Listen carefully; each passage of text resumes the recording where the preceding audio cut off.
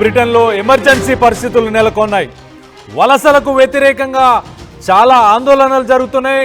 ఇంకో పక్కన రేసిజంకి సంబంధించి కూడా ఆందోళనలు అదే సమయంలో ఒకటే చోట జరుగుతున్న సమయంలో మొత్తానికైతే బ్రిటన్లో భారీ స్థాయిలో యాంటీ ఇమిగ్రేషన్ లా దాదాపు 1,50,000 మంది రోడ్డుపైకి వచ్చి 1,50,000 మంది ఆందోళనకారులు మొత్తానికైతే స్లోగన్స్ ఇస్తూ ఇమిగ్రేషన్స్ వద్దు, మాకు ఇమిగ్రెంట్స్ వద్దు ఇంకా అని చెప్పుకొచ్చారు.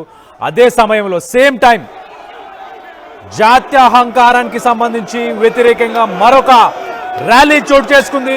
నిరసనని పోలీసులు అడ్డుకునే ప్రయత్నం చేసినప్పుడు పోలీసులపై కూడా దాడి చేసినట్టు తెలుస్తుంది. మొత్తానికైతే యూకే చరిత్రలో ఇదే పెద్ద నిరసన అని చెప్పుకోవచ్చు. ఒక్కసారి ఆ విజువల్స్ చూసే ప్రయత్నం చేద్దాం.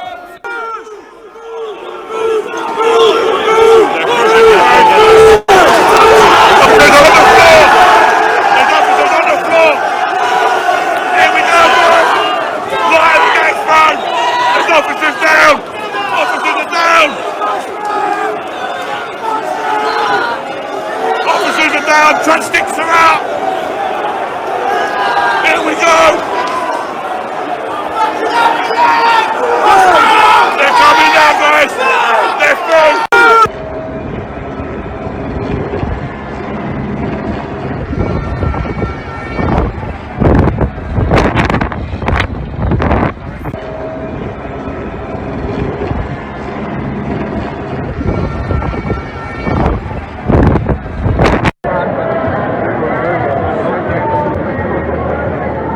రైట్, ఫేమస్ లండన్ బ్రిడ్జ్ దగ్గర కూడా అదే పరిస్థితి నెలకొంది. 1,50,000కు పైగా నిరసనకారులు అక్కడికి వచ్చేసి ఆందోళన తెలియపరుస్తున్నారు. ఇంకో పక్కన సేమ్ టైంలో సేమ్ లొకేషన్లో ఇంకొక ర్యాలీ దిగింది.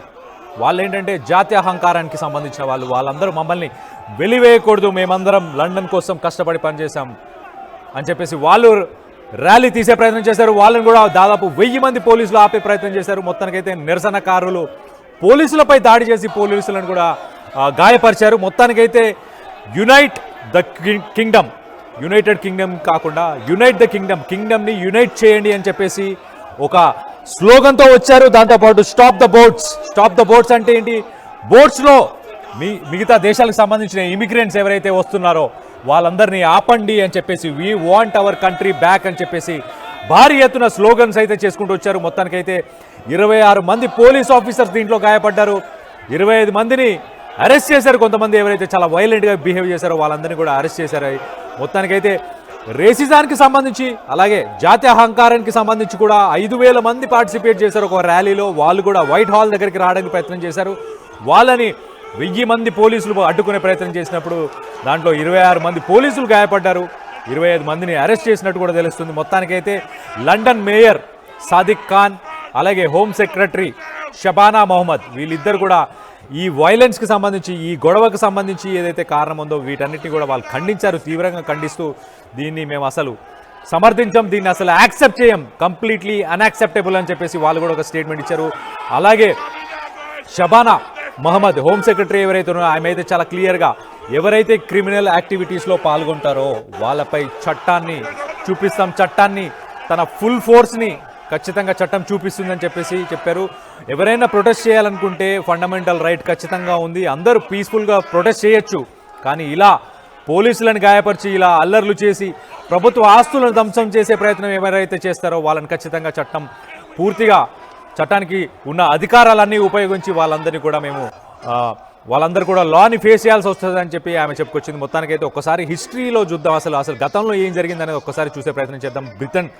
బ్రిటన్ 1851 నుంచి 1931 దాకా ఫారెన్కి సంబంధించిన పాపులేషన్ ఓన్లీ 2% నుంచి 4% మాత్రమే ఇంక్రీజ్ అయింది.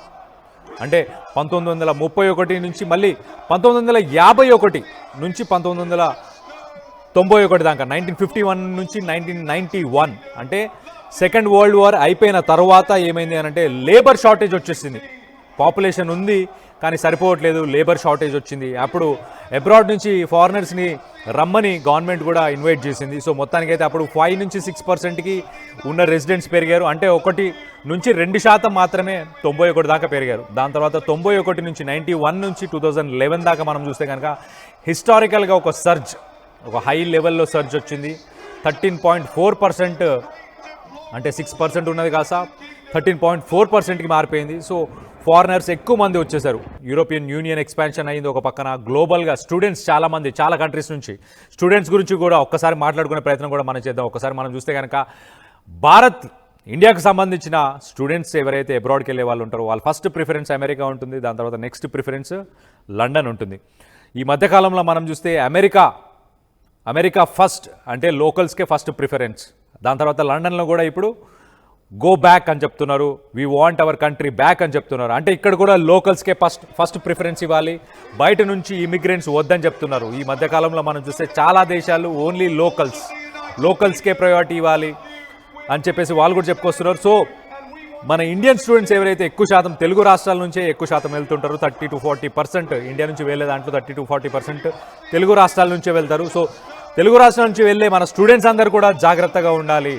ఇలాంటి కంట్రీస్కి అప్లై చేయకుండా ఉంటే బెటర్. ఎందుకంటే అక్కడ ఆల్రెడీ లోకల్స్ దీన్ని చాలా వాళ్ళు అపోజ్ చేస్తున్నారు. వాళ్ళు ఎట్టి పరిస్థితుల్లో మాకు ఇమిగ్రెంట్స్ వద్దు అని చెప్తున్నారు. అలాంటి పరిస్థితుల్లో మనం అక్కడికి వెళ్ళినప్పుడు ఏమవుతుంది, మనం టార్గెట్ చేస్తారు, వర్క్ ప్లేస్లో టార్గెట్ చేస్తారు, బయట టార్గెట్ చేస్తారు, రోడ్ల మీద వెళ్ళినప్పుడు టార్గెట్ చేస్తారు, మెట్రోస్ సబ్వేస్ యూస్ చేసినప్పుడు టార్గెట్ చేసి వైలెన్స్ అంటే మనం ఫిజికల్గా హర్ట్ చేసే అవకాశం ఉంటుంది, వర్బల్గా హర్ట్ చేసే అవకాశం ఉంటుంది, ఖచ్చితంగా ఉంటుంది. కాబట్టి తెలుగు రాష్ట్రాలకు సంబంధించి అలాగే ఇండియాలో ఉన్న స్టూడెంట్స్ ఎవరైతే అబ్రాడ్ వెళ్దాం అనుకుంటున్నారో మీకు బెటర్ ఆపర్చునిటీస్ ఇండియాలో కూడా ఉన్నాయి. ఖచ్చితంగా మీరు ఆలోచించండి ఒకసారి. ఆర్టిఫిషియల్ ఇంటెలిజెన్స్ అలాగే మనం చూస్తే డేటాకు సంబంధించిన జాబ్స్ ఈ మధ్య చాలా ఇవాల్వ్ అవుతున్నాయి. ఇలాంటి డిఫరెంట్ జాబ్స్ క్రిప్టోకి సంబంధించి, ఫిన్టెక్కి సంబంధించి ఇవాల్వ్ అయ్యే ఫీల్డ్స్ చాలా ఉన్నాయి. కాబట్టి వాటన్నిటిని కాన్సన్ట్రేట్ చేసి ఇక్కడే ఉండి మీరు బెటర్ ఆపర్చునిటీస్ని ఇక్కడనే, బెటర్ లైఫ్ని ఇక్కడనే లీడ్ చేయొచ్చు. అక్కడికి వెళ్ళి నష్టపోకండి, అక్కడికి వెళ్ళి బాధపడకండి అని చెప్పేసి చెప్తున్నా. మొత్తం ఇదైతే 2021 సంబంధించిన సెన్సెస్ కనుక మనం చూస్తే లండన్లో 56% బ్రిటిష్ నేషనల్స్ ఉన్నారు. కానీ రానున్న కొన్ని రోజుల్లోనే అంటే ఒక 2-3 సంవత్సరాల్లోనే లండన్కి సంబంధించిన పాపులేషన్, బ్రిటిషర్స్కి సంబంధించిన పాపులేషన్ కూడా తగ్గిపోయే అవకాశం ఉంది. మనం గతంలో కూడా కూడా చూసాము. రానున్న కొన్ని సంవత్సరాల్లోనే బ్రిటన్ అనేది ఒక ముస్లిం డామినేటెడ్ నేషన్గా మారబోతుంది. ఎందుకంటే వాళ్ళ పాపులేషన్ ఎక్కువ ఉంది. మనం చూస్తే డున్కీ రూట్, అమెరికాకి ఎట్లయితే డున్కీ రూట్లో చాలా కంట్రీస్ నుంచి వెళ్తారో, డున్కీ రూటు అంటారు కదా, ఆ రూట్లో వెళ్ళి చాలామంది ఎవరైతే వెళ్తుంటారో ఇతర దేశాలకు సంబంధించి, అలాగే లండన్కి కూడా సిరియా నుంచి రెఫ్యూజీస్, కొన్ని మిడిల్ ఈస్టర్న్ కంట్రీస్ ఎక్కడైతే వాళ్ళకి పీస్ లేదో, ఎక్కడైతే వార్ జరుగుతుంది, ఎక్కడైతే వైలెన్స్ డిస్ట్రక్షన్ ఉందో అక్కడి నుంచి వెళ్ళే వాళ్ళు ఎక్కువ మంది. అలాగే ఆఫ్రికా నుంచి చాలామంది యూరోప్కి వెళ్ళి యూరోప్ నుంచి ఎట్టి పరిస్థితుల్లో లాస్ట్కి ఫైనల్గా వాళ్ళ టార్గెట్ కూడా బ్రిటన్ అంటే లండన్కి వెళ్ళే ప్లానే చేస్తుంటారు. సో మొత్తం మీద అయితే వివిధ దేశాల నుంచి వివిధ దేశాలకి ఈ మధ్య వెళ్ళడం ఏదైతే ఉందో అది రానున్న రోజుల్లో తగ్గే ఛాన్సెస్ చాలా ఎక్కువ ఉన్నట్టు చాలా క్లియర్గా అర్థమవుతుంది. ఒక పక్కన అమెరికా కావచ్చు, మనం పోయిన వారం చూసాము ఆస్ట్రేలియా కూడా అదే సిచ్యువేషన్ ఉంది. ఆస్ట్రేలియా తర్వాత ఇప్పుడు లండన్లో కూడా అదే సిచ్యువేషన్ ఉంది. యూకేలో కూడా అదే సిచ్యువేషన్ ఉంది. యూకేకి కూడా మాకు ఇమిగ్రెంట్స్ వద్దు అని చెప్పేసి వాళ్ళు కూడా చాలా చెప్తున్నారు. మొత్తానికైతే 28,000 మంది మైగ్రెంట్స్ వచ్చారంట ఫస్ట్ హాఫ్ ఆఫ్ 2025లో. 6 నెలల్లో 28,000 మంది డిఫరెంట్ ఛానల్ క్రాసింగ్స్ నుంచి, డిఫరెంట్ ఛానల్స్ నుంచి వచ్చారు. దీనిపై అక్కడ ఉన్న ప్రజలు తీవ్రంగా దాన్ని విమర్శిస్తున్నారు. We want our country back అనే స్లోగన్స్తో ముందుకెళ్తున్నారు. మొత్తం ఇదైతే యూకేలో దారుణ పరిస్థితులు నెలకొన్నాయి. ప్రస్తుతానికైతే ఎవరిని రావద్దు, నన్ను అడిగితే కొన్ని లక్షల మంది రోడ్ల మీదకి వచ్చి నిరసనలు తెలియపరుస్తున్నారంటే రేపు పొద్దున మన భారతీయులు, మన స్టూడెంట్స్, మన తెలుగు వాళ్ళు ఎవరైనా అక్కడ కనిపిస్తే ఎందుకు వచ్చావు మా కంట్రీకి, ఎందుకు వచ్చావరా అని చెప్పేసి నిలదీస్తారు. ఎందుకు వచ్చావరా అని నిలదీస్తారు, కొట్టినా కొడతారు, తిట్టినా తిడతారు. వాళ్ళు ఏం చేసినా చేసే సిట్యువేషన్ అయితే చాలా క్లియర్గా కనిపిస్తుంది. సో అలాంటప్పుడు నా కైండ్ సజెషన్ ఏంటంటే మీరు భారత్లోనే ఉండి మీ ఫ్యూచర్ని ప్లాన్ చేసుకునే ప్రయత్నం చేయండి. ఇక్కడ మంచి అవకాశాలు ఉన్నాయి. మనమే లార్జెస్ట్ ఎకానమీ అవ్వబోతున్నాము. ఆల్రెడీ 4th ఎకానమీ కొన్ని రోజుల్లోనే, కొన్ని సంవత్సరాలు 2030కే మనం 3rd లార్జెస్ట్ ఎకానమీ అవ్వబోతున్నాం. అండ్ మనం చూస్తే వర్క్ ఫోర్స్ ప్రపంచంలో ఎక్కడ లేనంత యంగెస్ట్ వర్క్ ఫోర్స్ మన దగ్గర ఉంది. యంగెస్ట్ వర్క్ ఫోర్స్ అంటే మనం ఒక రకంగా 20 ఏళ్ళ నుంచి 35-40 సంవత్సరాల వయసులో ఉన్న ఎక్కువ శాతం జనాభా ప్రపంచం మొత్తంలో ఇండియాలో ఉంది. అలాంటి వర్క్ ఫోర్సు, అలాంటి పెద్ద మార్కెట్ అని కూడా చెప్పుకోవచ్చు. మన ప్రోడక్ట్స్కి మనమే పెద్ద మార్కెట్, మనం ఎవరికో అమ్ముకోవాల్సిన పరిస్థితి లేదు. అలాంటి దేశంలో మనం ఉన్నందుకు గర్వపడాలి. మన దగ్గరే ఇక్కడే ఉండి మన కంట్రీని డెవలప్ చేసుకునే ప్రయత్నమే చేస్తే బాగుంటుందని చెప్తున్నాం. మొత్తం మీద అయితే యూకేలో దారుణమైన పరిస్థితులు నెలకొన్నాయి. సో ఒక్కసారి ఆ విజువల్స్ కూడా చూసే ప్రయత్నం చేద్దాం. ఒక్కసారి అల్లర్లు ఎలా జరుగుతున్నాయి, ఏం చేస్తున్నారు, డెమాన్స్ట్రేషన్ ఎంత లెవెల్లో, ఏ లెవెల్లో ఉందనేది ఒక్కసారి చూసే ప్రయత్నం చేద్దాం.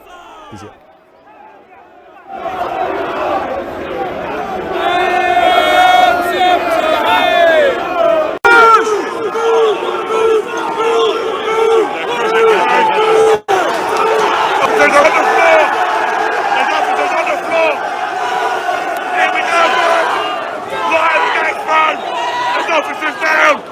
Officers are...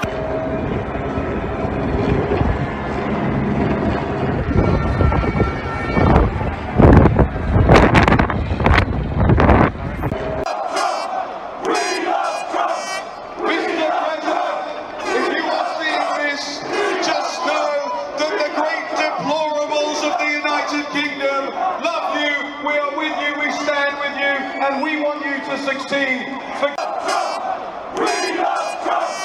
Mr.